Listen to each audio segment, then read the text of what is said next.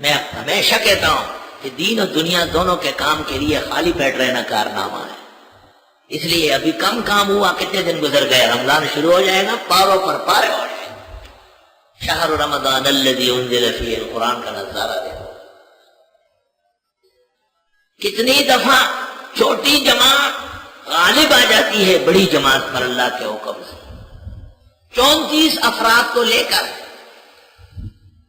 ظہیر الدین بابر, فرغانہ کے ساتھ ایک شہر ہے رشدان, صاحب ہدایہ وہیں کا رہنے والا ہے, رشدانی ہے. صاحب ہدایہ اور ظہیر الدین بابر رشدان کے رہنے والے.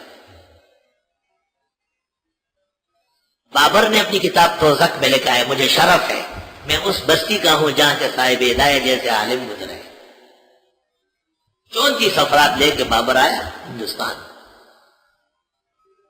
اور ابراہیم لودھی اور رانا سانگا کے ساتھ جھگڑا ہوا.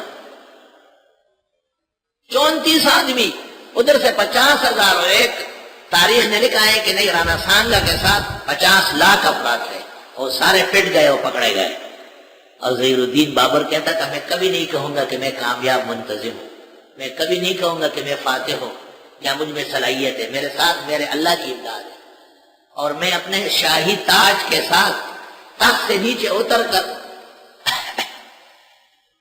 اپنے اللہ سے معافی مانگنے کے لیے, اس کی نعمتوں کا شکر کرنے کے لیے کوری مٹی میں سجدہ کروں گا, اور پھر تاج و شاہی لباس کے ساتھ کوری زمین پر نیت باندھ کے اور پھر سجدہ کر کے سجدے میں پھوٹ پھوٹ کر رو دے کہ میں تو ملک گیری کے ہوس میں نہیں آیا, آپ جانتے ہیں. مجھے تو انسانوں سے دشمنی نہیں ہے, محبت ہے, آپ جانتے ہیں. آپ نے ساری دنیا کے لیے حضرت محمد صلی اللہ علیہ وسلم کو بھیجا ہے. یہ ہندو تو ابھی تک بتوں پر مر بیٹھ رہا ہے. ان کی پٹائی میں آپ کے نبی کی صداقت کے لیے کر رہا ہوں, میری مدد کر. جب سر اٹھا لیتے تھے نصرت کے بادل آ چکے ہوتے, ایسے بادل ہوتے کہ ظہیر الدین کی طرف ویسے جھک جاتے تھے. ظہیر الدین بابر کامل و اکمل رسیدہ برگزیدہ اولیاء ہند ہے. ان کی دعائیہ کلمات اور سجدے کے الفاظ مجھے روزانہ رلاتے ہیں. یا اللہ, اتنا بہترین سجدہ کرتے تھے.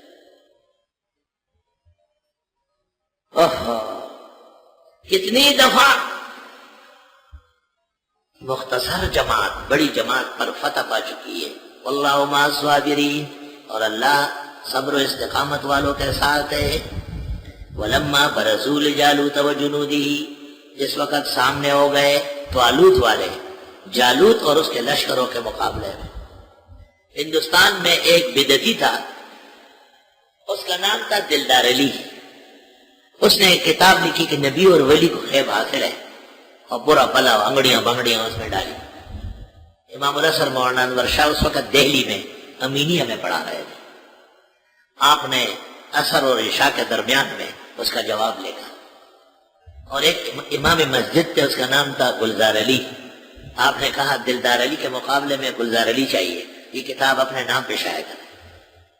دونوں کتابیں موجود ہیں, ناموں کی مناسبت بھی کبھی دیکھنی پڑتی ہے.